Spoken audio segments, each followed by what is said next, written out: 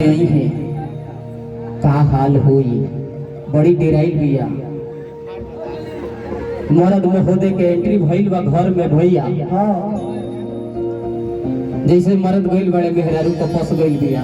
अच्छा क्या है बोला मुआ आज घूंघटा उठाई है। हाँ मरद गइल बड़े घूंघटा उठाओ तेरे तले मेहरारू हाथ पकड़ ले बिया मरद के और बहुत ये राजा जी एक्सपीरियंस है।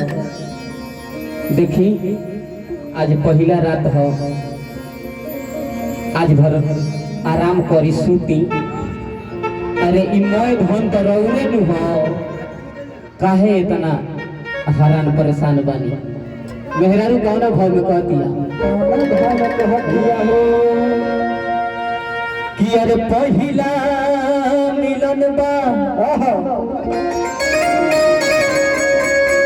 अजब आज लागे कि थोर थोर का पोता शरीरिया है राजा। अरे नैहर के याद गोल के सतावे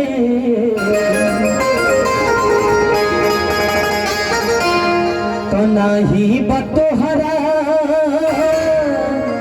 और फिक्रिया राजा। अरे नहीं बतोहरा और फिक्रिया राजा।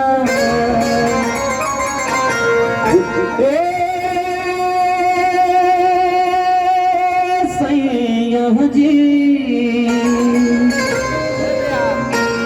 जानी घूंघटा हटाई हमारा लाज लागता।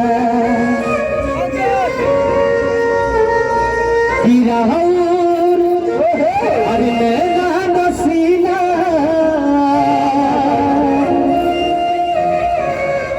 राउर राजा जी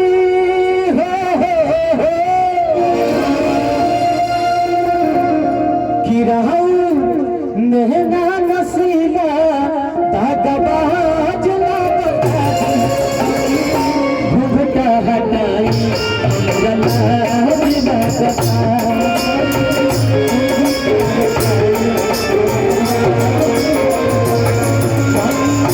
घूंघटा हटाई हमरा लाज लागता।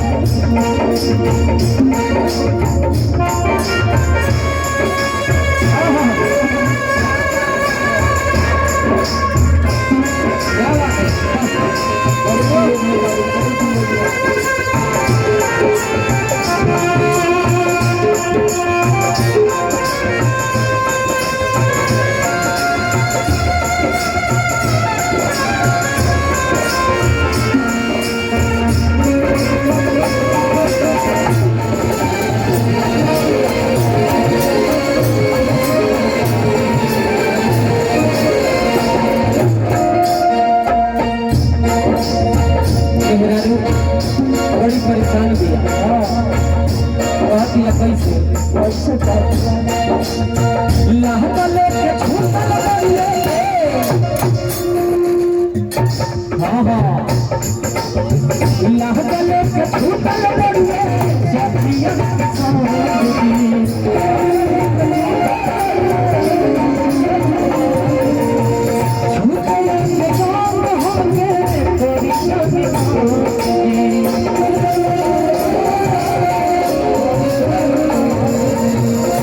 जतिया ए राजा देखिए अभी खाने पीने वाले बाप महतारी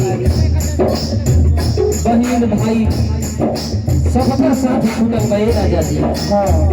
देखिए आज हम बड़ी परेशान बानी आज भर केहू का सबर करती कहती है कैसे लहका लेके छूटल बड़ुए सखिया के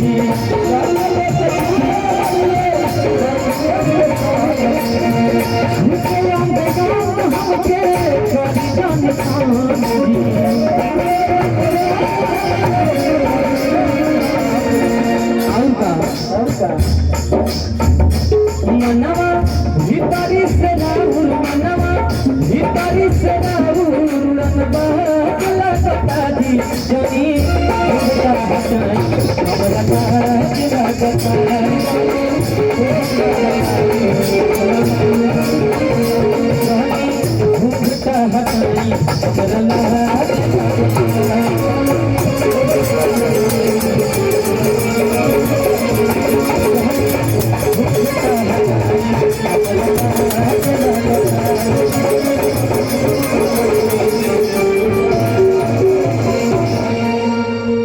बोल बोल गरम